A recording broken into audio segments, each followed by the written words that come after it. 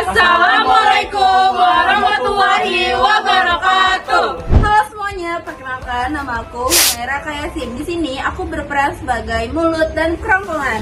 Halo semuanya, nama saya Eka Dewi Umaro dari kelas 11/4 dan saya berperan sebagai lambung. Halo semuanya, nama saya Widatul Akira dan di sini saya menjadi usus halus. Halo semuanya, nama saya Christian Nurstudi Gunawan dan di sini saya menjadi usus besar. Halo semuanya, saya Heri Dasila. Saya di sini berperan sebagai hati, pankreas, dan juga kantung empedu. Di sini kami akan membuat drama tentang sistem pencernaan dari kelas 11/4 kelompok 1. Pastinya setiap manusia akan membutuhkan makanan untuk mendapatkan energi. Makanan tersebut akan masuk pertama kali melalui mulut, lalu ke kerongkongan.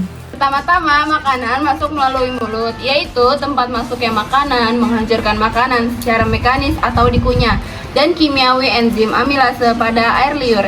Selanjutnya makanan masuk melalui kerongkongan atau esofagus, yaitu menyalurkan makanan dari mulut ke lambung dengan gerakan peristaltik.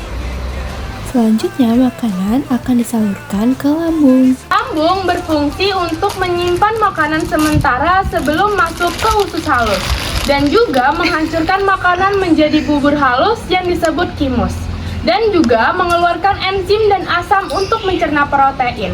Proses penting yang terjadi di lambung adalah terjadi pencernaan mekanik melalui kontraksi otot lambung yang mengaduk makanan. Terjadi juga pencernaan kimiawi dengan bantuan asam klorida atau HCl dan enzim pepsin. Asam klorida atau HCl berfungsi juga untuk membunuh kuman, mengasamkan makanan, serta mengaktifkan pepsinogen menjadi pepsin. Enzim pepsin memecah protein menjadi peptida yang lebih sederhana. Setelah proses ini, makanan berubah menjadi bubur setengah cair atau kimus yang akan masuk ke usus halus.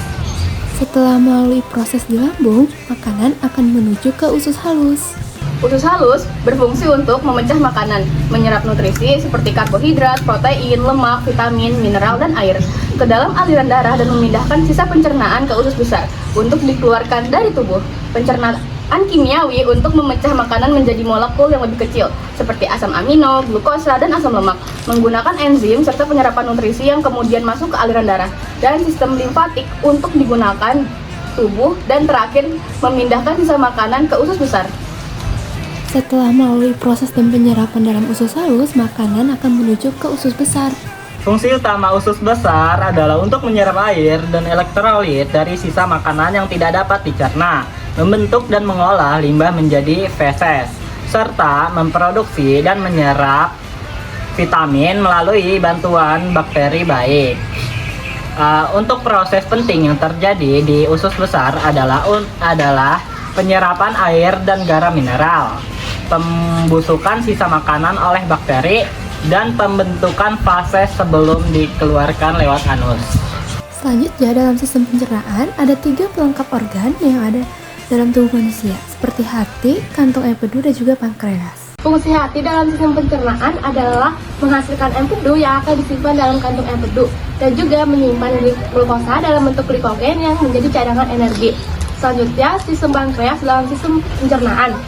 Fungsinya adalah menghasilkan enzim-enzim pencernaan seperti enzim yang akan menyerap karbohidrat seperti enzim amilase, terus juga ada enzim yang akan menyerap protein seperti enzim protease, dan juga enzim yang akan mencerap lemak seperti lipase, dan juga menghasilkan bikarbonat yang akan menetralkan asam lambung. Selanjutnya ada fungsi dari kantung empedu dalam sistem pencernaan.